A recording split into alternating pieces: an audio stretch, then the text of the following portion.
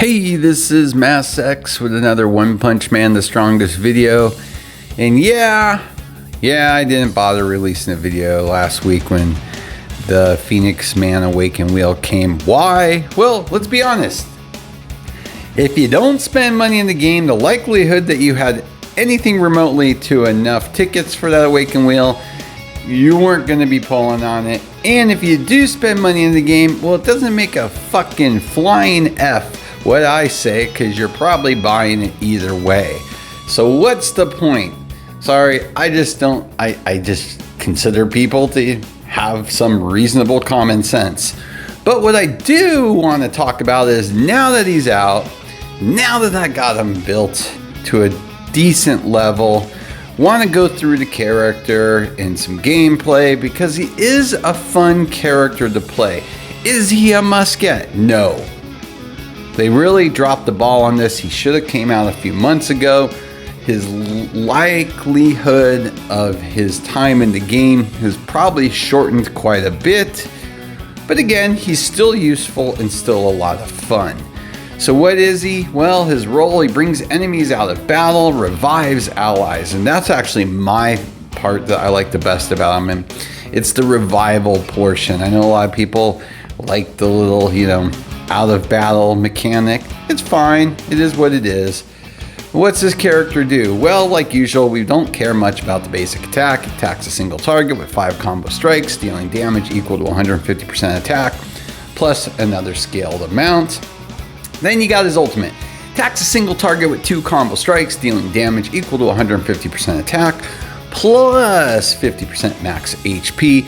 And then it inflicts what we were just talking about, out of battle on the target after taking action, and returns in the next turn. The character that is out of battle cannot take action, trigger passive, etc. Boy, they need to do some proofreading, don't they? So yeah, it basically snatches that character for the remainder of the turn, then brings him back. Then we've got the passive. When the battle begins, permanently increases max HP by 100%, ignores max HP boost, and recovers HP equal to 50% max HP. Triggers regeneration after taking fatal damage without unyielding effect. When an ally is present, recovers 15% HP before the next action, triggers up to 2 times, grants immunity to out of battle and swallow out of battle. And then you've got the Awaken passive. This is the one, this is why I like the character personally. I could care less about the rest of it. Revives a defeated ally with 100% HP, triggers up to 6 times. That's of course with the keepsake. Additionally grants 30% non-crit damage reduction to all allies, yada yada yada. Yeah, fun character. I like the revival. We're gonna do some gameplay in the background so you can see that mechanic working. So you're probably wondering, or maybe you're not, how do I have this character geared? Well, quite honestly, I geared him with drive. I just want him to survive, because the last thing you want is him to die too soon. So I just loaded him full HP with him. HP across the board with the drive set, so he gets that extra 30% all damage reduction. That's my personal preference, as well as the buff gear, okay? It's gonna be all HP. Boom, boom, boom, boom, boom. Pretty simple. HP buff, HP buff, HP buff. And to me, anything that's gonna keep him alive, damage reduction, pretty simple stuff. Doesn't take being a rocket scientist to figure, because again, with this character, I'm looking to just keep this character alive. That's the key.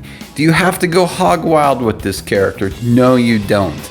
But again, because it is not generally a free-to-play option character, you probably don't care because you're already spending money in the game. So yeah.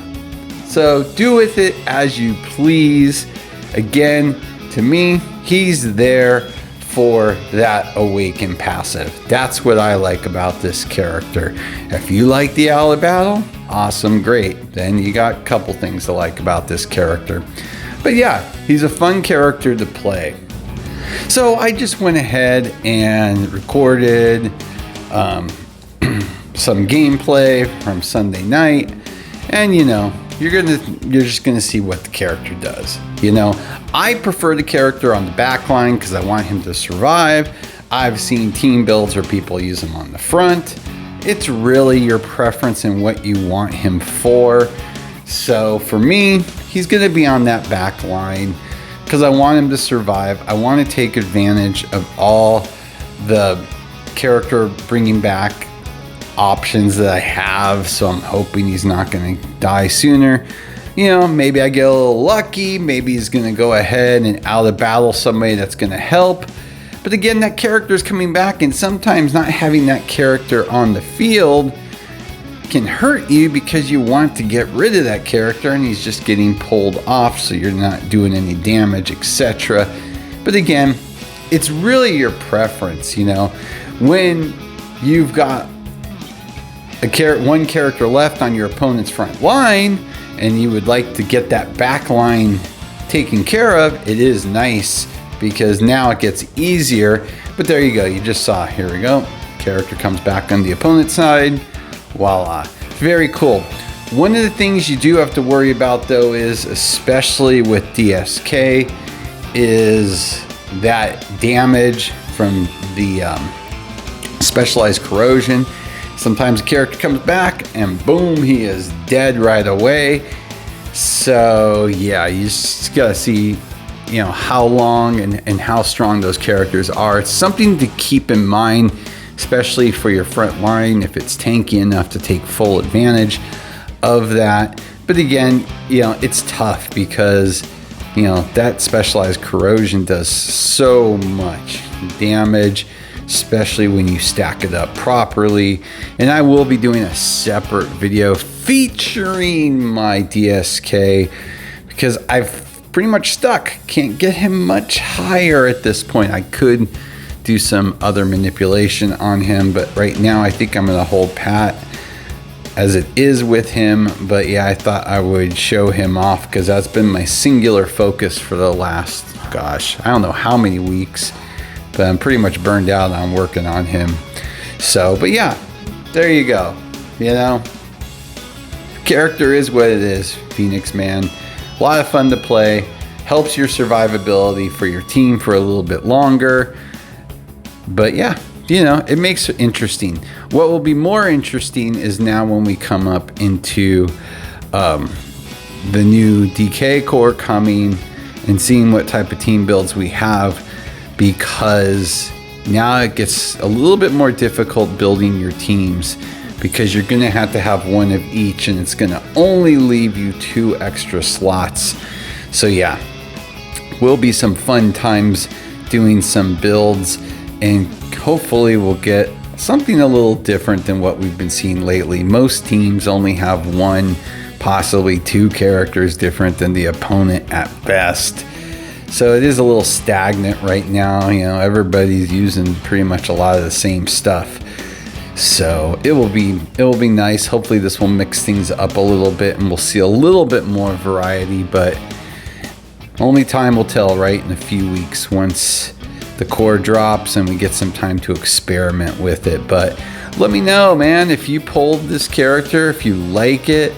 I know a lot of people were looking forward to it and a lot of people were not happy when it didn't come out and they did the rerun of King first, because it kind of, you know, put a bad taste in the likelihood of lengthy playability for this character, because there's just going to be better characters coming. That's the thing.